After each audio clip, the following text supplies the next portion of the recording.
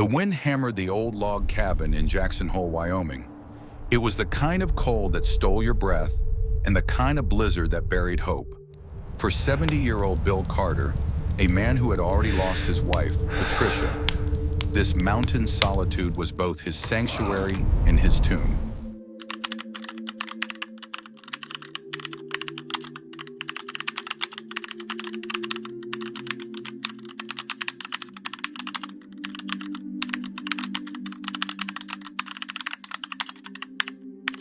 This is the story of how Bill's last link to her, his aging black lab, Bella, vanished into the Grand Teton, white out.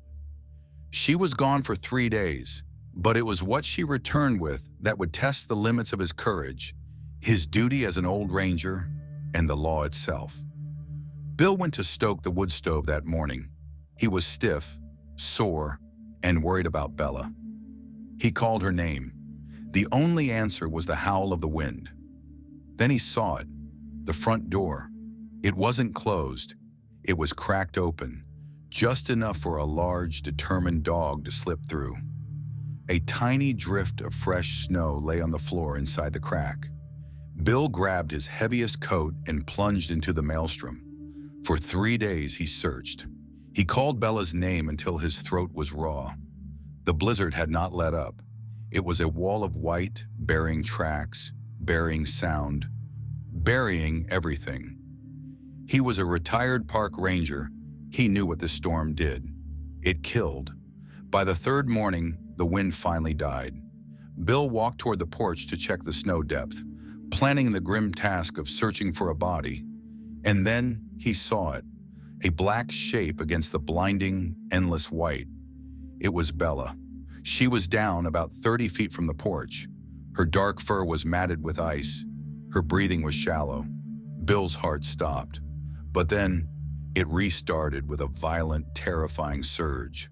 Bella wasn't alone. Curled protectively against her belly, trembling violently, were 4 tiny spotted shapes. Not puppies, wild bobcat kittens. In that instant, Bill understood the horrifying truth. Bella had not gotten lost. She had chosen to go out into the storm to save these orphans. She had risked everything, her life, her warmth, her promise to Patricia to keep these 4 small lives alive. She was almost gone. She had traded her life for theirs. But the biggest fight wasn't over. It was just moving indoors. The battle for life was about to become a battle with the world itself. Bill carried Bella inside, her 65 pounds feeling like a feather in his arms, while dragging the 4 terrified kittens on a sled. He worked all night. Heated blankets, warm milk, scrambled eggs mashed into a paste.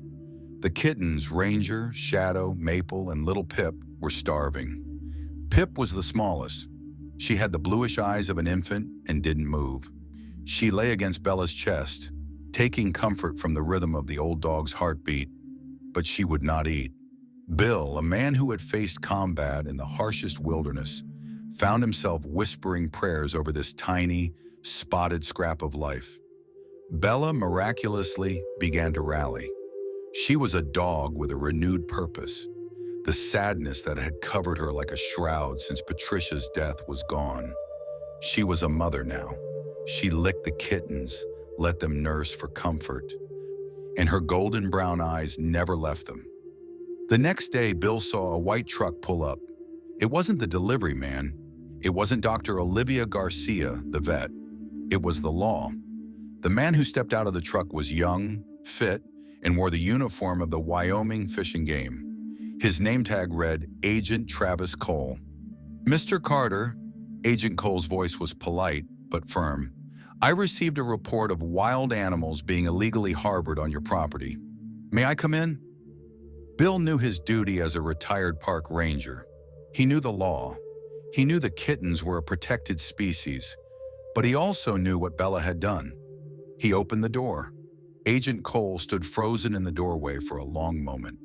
Bella lay by the fire, head lifted, 4 spotted bodies swarming her like she was a living, breathing nest. Ranger was chewing her ear.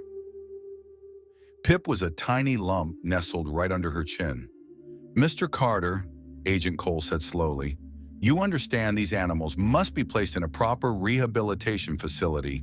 Immediately. It is state law." "Agent Cole," Bill replied, his voice calm, rooted in the authority of his own long career. "Look closer. They have been imprinted. They see my dog as their mother. If you take them now, you won't be saving them. You'll be signing their death warrants. They don't know they are bobcats. They only know Bella." Bill stood his ground. He talked about Bella's sacrifice, about Pip's fragility. He talked about duty, a word that resonated deeply with the young agent. He called Dr. Garcia, who arrived and backed up the imprinting theory with a stern professional authority. After a tense hour, Agent Cole finally looked from Bella to Bill, a reluctant respect in his eyes. "This is unprecedented, Mr. Carter, but I'll make the calls. You're a good man, sir." 2 days later, the call came. Bill was granted a special rehabilitation permit. The kittens could stay, but under strict supervision. They were safe from the law. The cabin was safe. They were safe from the law, yes, but they weren't safe from the wild. The Rocky Mountains had a far deadlier set of rules in the state of Wyoming, and the real danger was stalking the very slopes Bill called home. The next months were the fullest Bill had lived in years. He built an enclosure. He watched Bella teach the kittens, not how to hunt, but how to be loved and secure. Ranger, Shadow, Maple, and especially Pip grew strong. But as spring turned to summer, their wild instincts awakened. They climbed. They stalked. They were graceful, powerful little predators. Bill, with a pang in his heart, knew he was raising children who had to leave. His duty wasn't to keep them, but to set them free. Bill started taking them on supervised training walks in the national forest adjoining his property. It was heartbreaking and beautiful. They were learning, becoming independent, but they always returned to Bella on the porch as the sun set over the Tetons. Bill thought he knew the whole story. He knew Bella's secret. He knew the kitten's needs. But Bill didn't know the most painful secret of all. A secret Bella was keeping. A secret that would bring a far greater, more terrifying danger to their doorstep. The final release date was approaching. Bill took the 4 kittens further into the Grand Teton National Forest. He had to be sure they could survive. Suddenly, Bella, walking beside him, let out a low guttural growl, a sound Bill hadn't heard since her youth. Bill scanned the forest floor. He saw it, a massive paw print. It wasn't a bobcat. It was the track of a cougar, a mountain lion, a large one, and the track was fresh. The kittens, sensing the danger, darted up a giant ponderosa pine.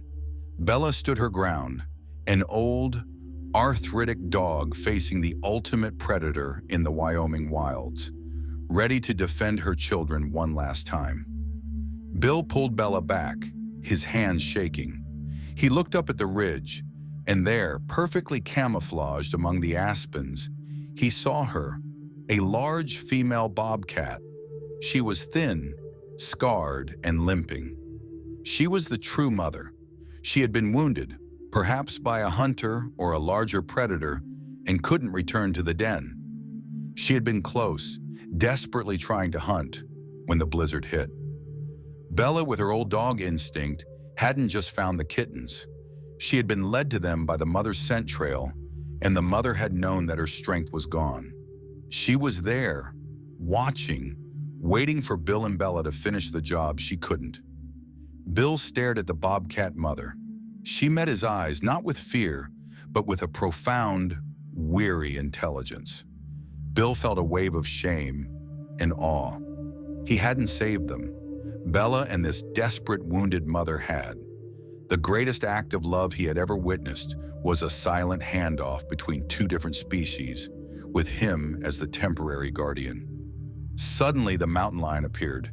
It was massive, sleek, and terrifying. The cougar saw the kittens in the tree. It saw the wounded mother, and it saw Bella and Bill.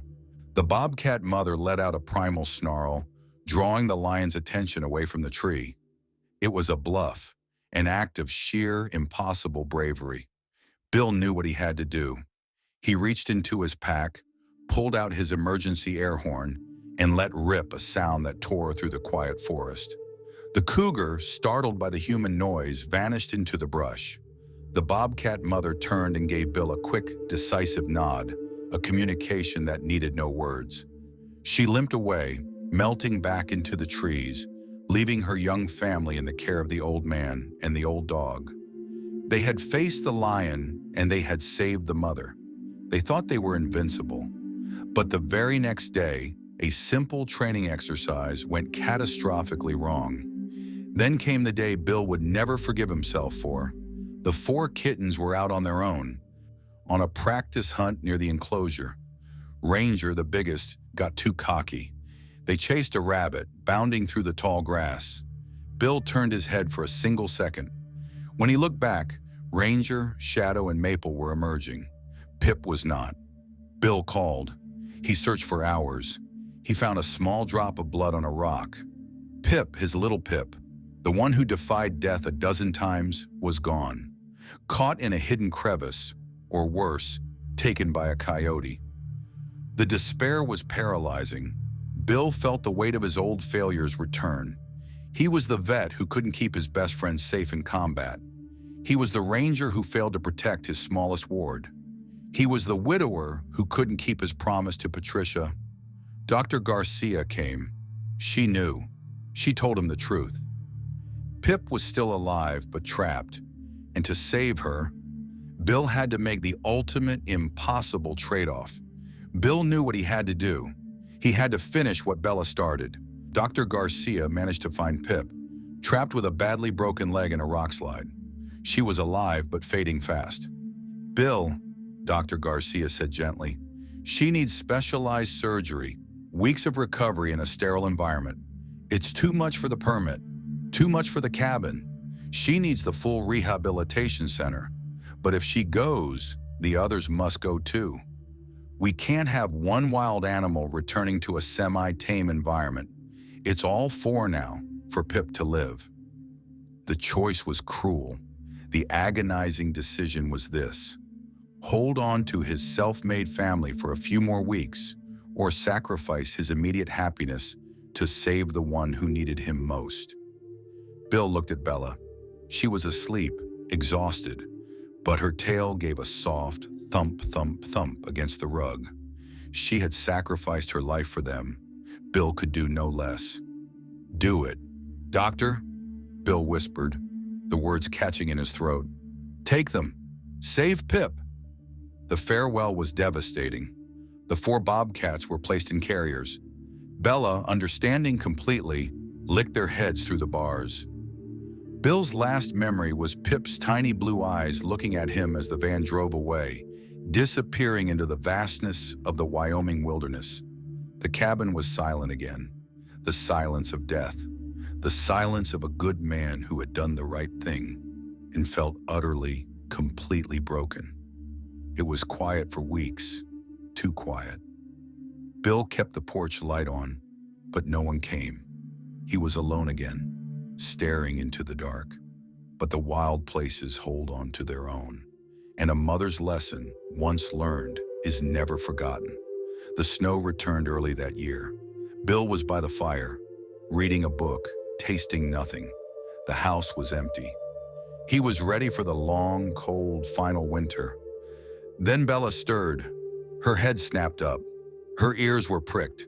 She stood, arthritic legs shaky, and walked to the door. She didn't whine. She just waited, gazing out the window.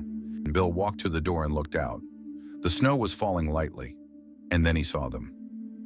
Emerging from the tree line, near the tree line of the National Forest.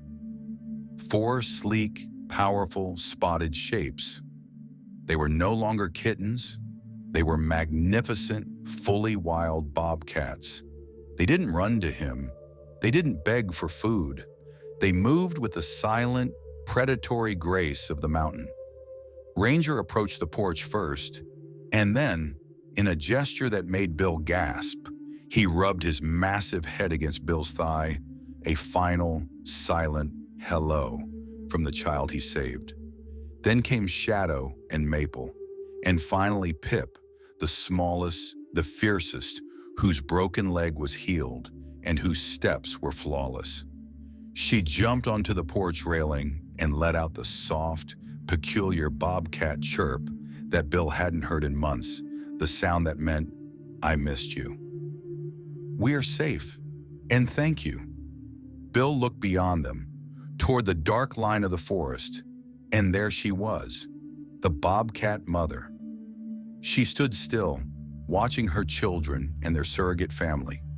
She gave Bill a single, measured look, a look of peace and gratitude, a final, wordless acknowledgement of the bond they shared. Then she turned and vanished. Bill stood on the porch, tears freezing on his cheeks. They were gone again, back to their world. But the silence they left behind was not the silence of death. It was the silence of fulfillment. Bella, standing beside him, leaned into his hand, her tail thumping in slow, contented beats. Bill closed his eyes. He had found his purpose. He had kept his promise. He had found his family. And he knew with absolute certainty that Patricia was watching, smiling. The cabin in Jackson Hole was quiet, but it was no longer empty. It was full of memories of love, sacrifice, and the enduring hope that even the loneliest heart can find family in the most impossible places. If this story of an old veteran, his dog, and 4 wild bobcats inspired you, hit that like button. We have so many more stories of courage and heart to share, so be sure to subscribe so you don't miss our next video. And tell us in the comments, what is the most unexpected act of kindness you've ever seen? We love reading your stories.